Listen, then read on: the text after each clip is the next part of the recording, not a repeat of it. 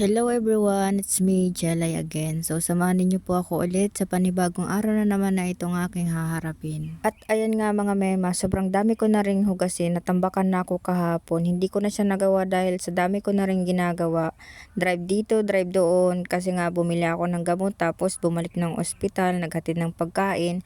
Sa sobrang pagod, hindi ko na rin kinaya. Kaya sabi ko kinabukasan ko na lang gagawin. At eto na nga mga mema, hugas-hugas tayo ngayon dahil sobrang dami na talaga nito. Ito na nga yung una kong ginawa ngayon at sinabay ko na siya sa aking pagluluto ng mga pagkain na naman na ihatid ko sa kapatid ko sa ospital. At ayan nga palang kusinang yan mga mema, yan yung lumang bahay ng papa ko. Diyan kami pansamantalang nagluluto ngayon, naguhugas.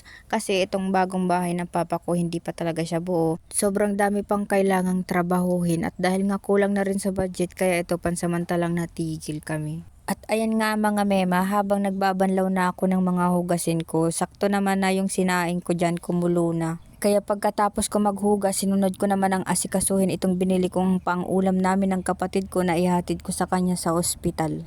Dalawang hotdog na nga lang yung binili ko dyan at kaming dalawa lang naman ng kapatid ko ang kakain yan. Kaya yung ginawa ko, pinagtatlo ko na lang. Pagkatapos ko ngang pagpira-pirasuhin, nilagyan ko na ng hiwa bawat side para may design at pagka naluto, maganda siyang tingnan. Alam nyo ba mga mema, noong bata ako, tuwing may birthdayhan, usong-uso yung ihanda, yung may tinuhog na hotdog tapos may marshmallow sa pagitan. Naaalala ko pa nga mga mema, every time na makakakuha ako niyan kahit isang piraso lang, talagang tuwang-tuwa na ako noon. Kasi nga, syempre, bata, kahit kaunting bagay, kahit maliit na bagay, kinatutuwa na natin. Noong panahon, kahit simpleng bagay lang yung ibigay mo sa mga bata, na-appreciate na nila. Bigyan mo nga lang yan ng isang lollipop, tuwang-tuwa na nga yan eh. Pero sa panahon ngayon, yung mga bata, kapag ka binigyan mo, parang hindi nila na-appreciate. Siguro dahil millennial na, masyado nang mataas yung demand nila. Siguro, epekto na rin to ng makabagong henerasyon ngayon dahil nga 'di ba yung generation ngayon, masyado ng high-tech. Yung 3 years old ngang bata ngayon may sariling cellphone na. Naaalala ko pa mga mema noong elementary ako, yung pinakamataas na naging baon ko talaga noon, 5 piso.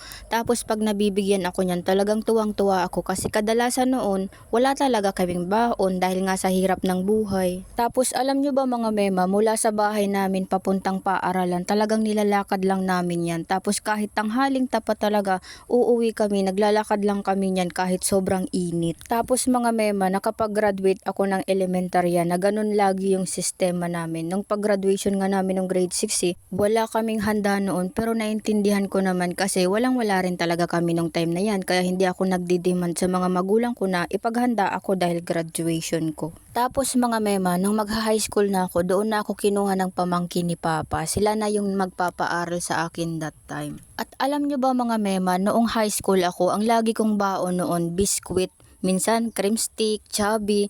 Kasi yung pamangkin ng papa ko na nag-ampon sa akin, may tindahan siya. So, yun yung laging pinapabaon sa akin. Kaya kapag recess noon, hindi ko na kailangang lumabas para bumili pa ng makakain ko. Kasi yung dala ko, pagkain na. Alam nyo ba mga mema, yung baon kong mga biskwit, natatambak yan sa bag ko kasi iniipon ko talaga siya. Hanggang sa kinasanayan ko talaga yun mga mema dahil naging kaligayahan ko rin talaga noon na nakakapagbigay ako. Kasi mga mema, kapag ka-recess noon, talagang lagi akong busog kaya yung baon ko hindi ko na nakakain kaya yung ginagawa ko pinamimigay ko na lang talaga sa mga pamangkin ko. Kaya mga mema, graduate ako noon ng junior high school na hindi bumabaon ng pera at sobrang laking tulong nun sa akin dahil hindi mataas yung demand ko bilang isang bata. Kaya kapag binibigyan ako noon ng pera na babaunin, mas pinipili ko yung biskwit kasi bibili pa ako sa labas kapag pera yung binigay sa akin. Kaya mga mema, ngayong matanda na ako, marunong talaga akong humawak ng pera kasi pinalaki ako na hindi magastos. Kaya mga mema, hindi ako naniniwala kapag sinasabing magastos magpaaral kasi sa baon pa lang boundary na. Kasi mga mema, hindi. Kasi nakadepende siya sa pagdidisiplina sa mga bata. Kapag kasi yung isang bata mga mema, sinanay mo sa pera, talagang magdidemand yan sa'yo na magdidemand habang lumalaki yan. Pero kapag hindi mo yan sinanay sa pera, kung anong ibigay mo dyan, maa-appreciate niya yan. Kasi mga mema, hindi naman importante kung yung anak nyo nakakasabay sa ibang mga bata.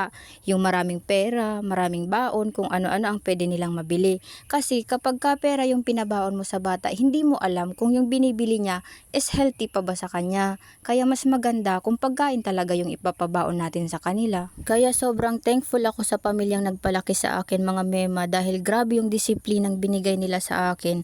At sa panahon ngayon ay talagang napapakinabangan ko ng sobra. Balik tayo dito mga mema, at ayan na nga yung kapatid ko, bumaba na, pinakuha ko kasi sa kanya yung pagkain niya.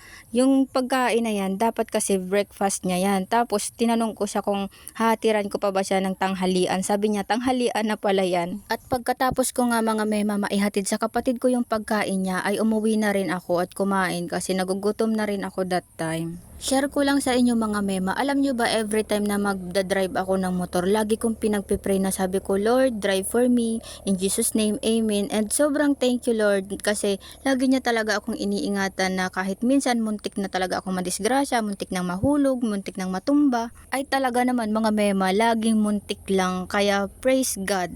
Sobrang thank you Lord sa pag-iingat niya sa akin sa araw-araw, lalo every time na magdadrive ako ng motor. At ayan na nga mga mema, yung kapatid ko dyan nagpasundo umuwi at maliligo daw muna siya kasi ayaw niya nang maligo sa ospital, nadidiri kasi siya, iba-iba daw kasi yung pasyenteng gumagamit. Siguro hindi lang talaga siya sanay kasi kapag ako sumasama kay Papa, doon na talaga ako sa ospital naliligo.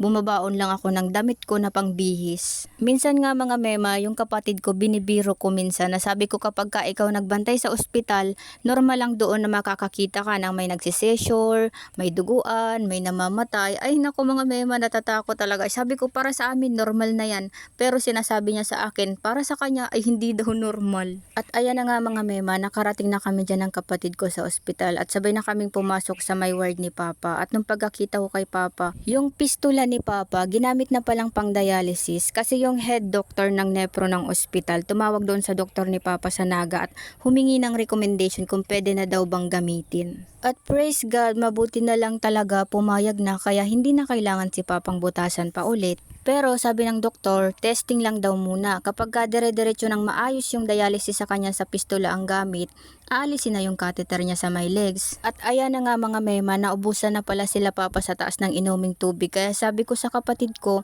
bago ako umuwi, magpaparefill muna kami ng inumin nila at kasama na rin yung mainit na tubig para kapag ka magkakapi sila ng madaling araw, hindi na kailangang bumaba ng kapatid ko. Minsan kasi mga mema si Papa kapag ka madaling araw talaga nagugutom siya, kaya kailangan talagang bumaba ka ng madaling araw dyan. Pero hindi naman nakakatakot kasi madami namang ilaw sa may labasan. Pagkatapos nga namin mga mema magpa-refill, balik na rin kami agad ng kapatid ko sa ospital. At nung papasok na kami, ay nako, naharang kami ng guard. Bawal daw yung dalawa, kaya yung kapatid ko na lang yung nakaakyat. At ako naman mga mema, dito na lang ako sa baba naghintay sa may guard. Sabi ko sa kapatid ko, siya na lang yung umakyat at kunin niya yung mga gamit na dadalhin ko pag uwi ko. Yung mga guard kasi dyan mga mema, naghihigpit talaga sila sa mga papasok at lalabas ng ospital kasi sila daw yung napapagalitan kapag ka yung iba hinahayaan nila na labas-pasok lang ng ospital. At pagkakuha ko ng mga gamit ay lumabas na rin ako ng ospital at umuwi. Isang mahabang araw na naman ang natapos mga mema, kaya thank you Lord ulit sa another blessing na araw na ito at maraming